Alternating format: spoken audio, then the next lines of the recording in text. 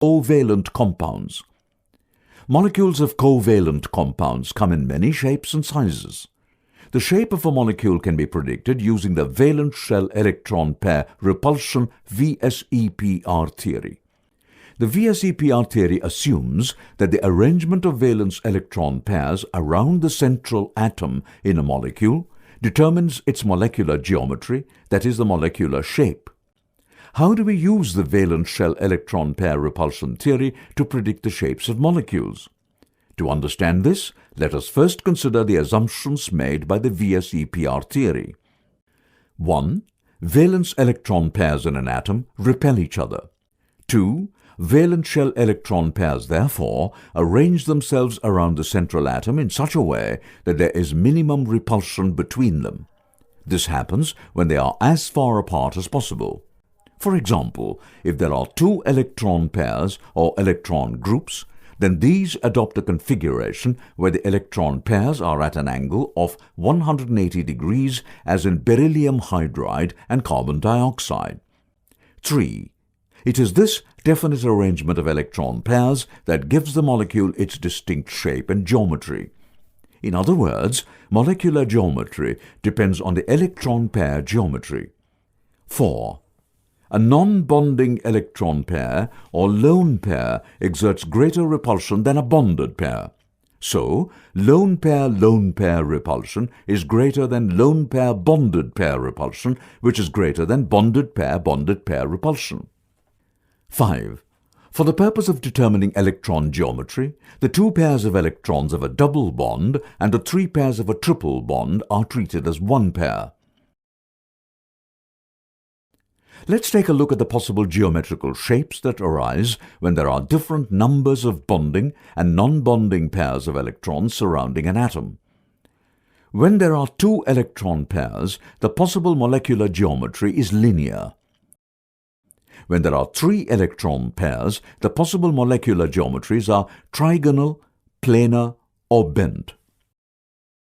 When there are four electron pairs, the possible molecular geometries are tetrahedral, trigonal pyramidal, or bent. When there are 5 electron pairs, the possible molecular geometries are trigonal bipyramidal, seesaw, T-shaped, or linear. When there are 6 electron pairs, the possible molecular geometries are octahedral, square pyramidal, or square planar. Shown here is a chart which depicts the possible Vsepr molecular geometries. Take a look at it again.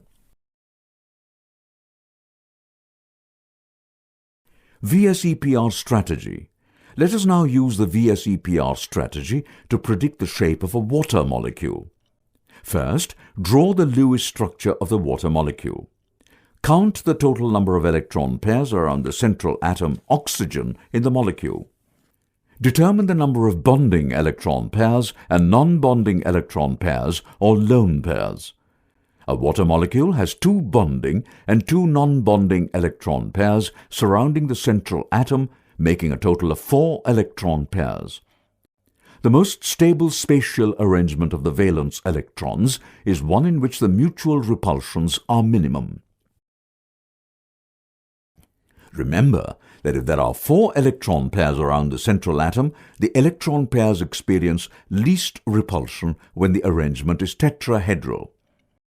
So, arrange the 4 electron pairs around the oxygen atom in a tetrahedral configuration. However, this is not the final structure, as the electron pairs are not similar. The effect of the lone pairs has to be brought into the picture. The presence of the lone pairs distorts the shape. The lone pairs exert greater repulsion on the bonded pairs, resulting in the bonded pairs being pushed closer to each other. Next, determine the molecular geometry. To do this, only the atoms need to be considered. So, ignore the lone pairs and look only at the arrangement of the atoms. We observe that the atoms are arranged in a bent or V shape. Alternatively, once the numbers of bonded and lone pairs have been determined from the Lewis structure, the shape is identified using the Vsepr molecular geometry table.